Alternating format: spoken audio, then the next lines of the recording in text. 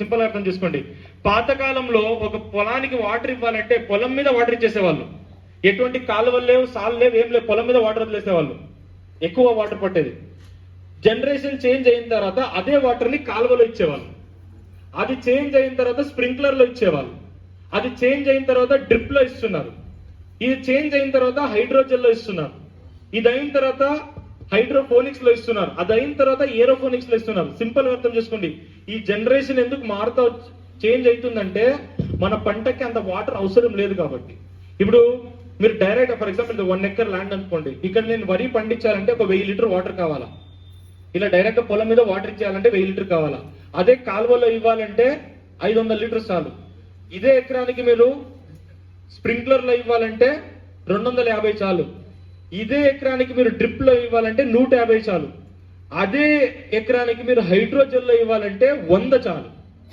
ఇదే ఎకరానికి మీరు హైడ్రోఫోనిక్స్ లో ఇవ్వాలంటే 50 చాలు. అదే ఎకరానికి మీరు ఏమైనా ఏరోఫోనిక్స్ లో ఇవ్వాలంటే 5 లీటర్లు చాలు.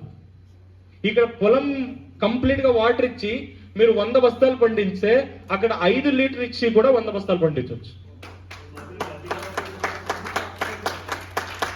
అన్ఫార్చునేట్లీ ఏంటంటే ఇండియాలో టెక్నాలజీ ఉన్నా కూడా వాడడానికి రైతులు సిద్ధంగా లేరు. డ్రిప్ ఉంది, 20 ఇయర్స్ అయింది ఇండియాలో డ్రిప్ వచ్చి. ఎంతమంది దగ్గర డ్రిప్ ఉంది సార్? ఇక్కడ వాడతారా? డ్రిప్ కింద బాబ్ టెక్నాలజీస్ వచ్చినాయి, బట్ ఇండియాలో దాన్ని వాడడానికి రైతులు సిద్ధంగా లేరు. That is a problem. ఎందుకంటే బికాస్ ఆఫ్ అఫోర్డబిలిటీ, రేట్ ఎక్కువ అని.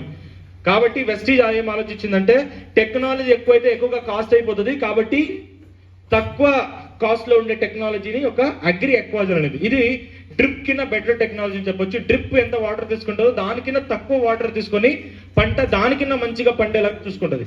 తక్కువ వాటర్ తీసుకొని ఎక్కువ దిగుబడి ఇచ్చేలాగా అగ్రి ఎక్వాజల్. ఈ మెకానిజం ఏంటంటే దీన్ని సంప్ మెకానిజం అని లోకల్లో చెప్పుకోవచ్చు. సంప్ అంటే ఐడియా ఉందా? సంప్ ఒక ఇల్లు కట్టేటప్పుడు భూమి తవ్వేసి అండర్ గ్రౌండ్ వాటర్ స్టోరేజ్ చేస్తారా? దాంతోపాటు పైన ఒక 2 సింటాక్స్లు పెడతారు. ఇప్పుడు సింటాక్స్ చుట్టంగా ఎందుకు కింద స్టోర్ చేస్తారు?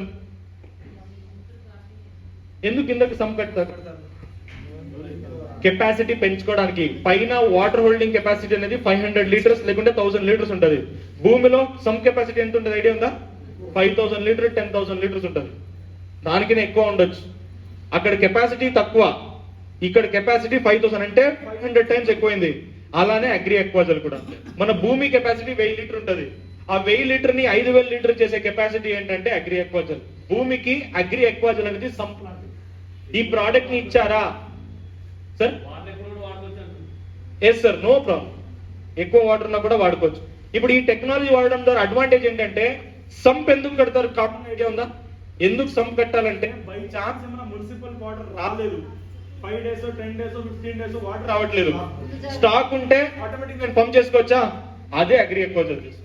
అగ్రి ఎక్వాజల్ ఏం చేస్తుందంటే మీరు ఇచ్చే వాటర్ ని, మీరు ఇచ్చే ఎరువుల్ని పంటకి అందేలాగా చేస్తుంది. ఇది ఎకరానికి 1 నుంచి 2 కిలోలు చల్లుకోవచ్చు.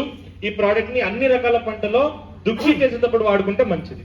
దీంతో పాటు మన దగ్గర అగ్రి నానోటెక్ అని ఉంది. ఈ అగ్రి నానోటెక్ ఏంటంటే పంటకు కావాల్సిన న్యూట్రిషన్ అందించడానికి, గ్రోత్ మంచిగా రావడానికి సింపుల్